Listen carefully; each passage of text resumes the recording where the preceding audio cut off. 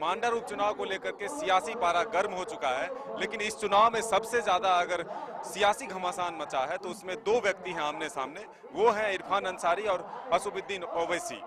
ओवैसी जी का आगमन हुआ, लेकिन बरसे इरफान पर क्यों? एक बड़े नेता हैं वो, और वो मुझे अपने से कंपेयर कर लिए है। मैं उतना उनके कद के नेता नहीं हूँ मैं। वो मेंबर ऑफ पार्लियामेंट है, कई बार रहे हैं, लेकिन ना जाने एक नासमझी कही है या मुझे तो कुछ समझ में नहीं आ रहा है। मैंने तो उनके बारे में कुछ कहा नहीं। अब आप मीडिया के चैनल की बातों में आकर आप मुझे उल्टा पुल्टा बोल के चले गए, मेरे पिताजी को बोल के चले गए। ये अच्छी बात नहीं है। उनके साथ सांसद रहे मेरे पिताजी, बहुत सम्मान करता हूँ मैं उनका, लेकिन इस तरह की हल्की बातें शोभा नहीं देता है आपको।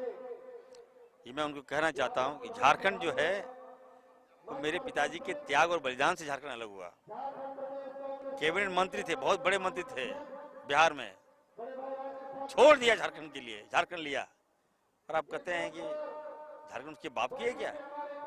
मैं उनको कहना चाहता हूँ ये बात सही है कि झारखंड मेरे बाप की है, लेकिन हैदराबाद आपके बाप की नहीं है, तेलंगाना आपके बाप की नहीं है। आप नकली हितैषी हैं। आप अल्पसंख्यक को ठगना बंद कीजिए। आप भारतीय जनता पार्टी के बी टीम हैं। आप भाजपा जो स्क्रिप्ट देती है वही पढ़ते हैं, ऐसा नहीं चलेगा। आपके कारण आज हमारे अल्पसंख्यक समाज अपने अधिकार से वंचित रह गया। उत्तर प्रदेश में सरकार बन जाती, वहां सेक्युलर सरकार बनती, आपने वोट काट लिया, हमारे अल्पसंख्यक का बांट दिया आपने। आपके झांसे में आ गए, आपके लचिल भाषण में लोग फंस गए आपका। आज परिणाम क्या है? भाजपा की सरकार उत्तर प्रदेश में है, बिहार में वही हाल है। वहाँ हमारे आबादी है अल्पसंख्यक का, लेकिन आपके कारण आपने 2-3 सीट लेके आपने सरकार बनने से वंचित कर दिया। आज क्या हुआ परिणाम? लचीले भाषण से आप आपको ताली बजा देगा पब्लिक, लेकिन उसके हक से जो आप खिलवाड़ कर रहे हैं ये अच्छी बात नहीं है। आज बिहार चले जाइए आप, किसी भी विभाग में हमारे युवाओं को नहीं लिया जाता है। उत्तर प्रदेश तो सपना छोड़ दीजिए आप, इतनी बड़ी आबादी है, जिम्मेवार कौन है? आप बड़े लोग हैं। इनका लेन देन तुर्की से होता है, बीजेपी के साथ सांठगांठ है इनका। आप जाएंगे हैदराबाद? बिल्कुल, मैं तैयारी कर लिया हूँ। लेकिन एक बड़ा आरोप लगाया है कि अगर बीजेपी की सरकार बने तो मंत्री बन जाएंगे इरफान अंसारी। आखिर मंत्री पद को लेकर के हैदराबाद तक कैसे खबर चली जाती है? अब देखिए,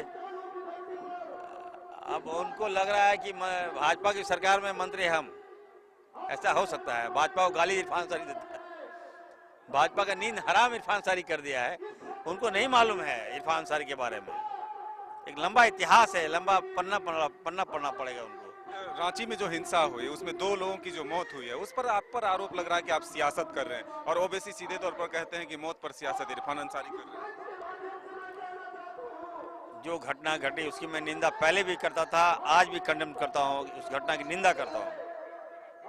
नहीं होना चाहिए था, बेगुनाह मारा गया है, सरकार उसके साथ खड़ी रहेगी। मैंने बाध्य किया है सरकार को, गलत नहीं होने दूंगा। किसी के साथ जुल्म होगा, अगर हिंदू लड़का, अगर हिंदू बच्चा के साथ भी अगर ये गोली चलती पुलिस, तो मैं आगे आता।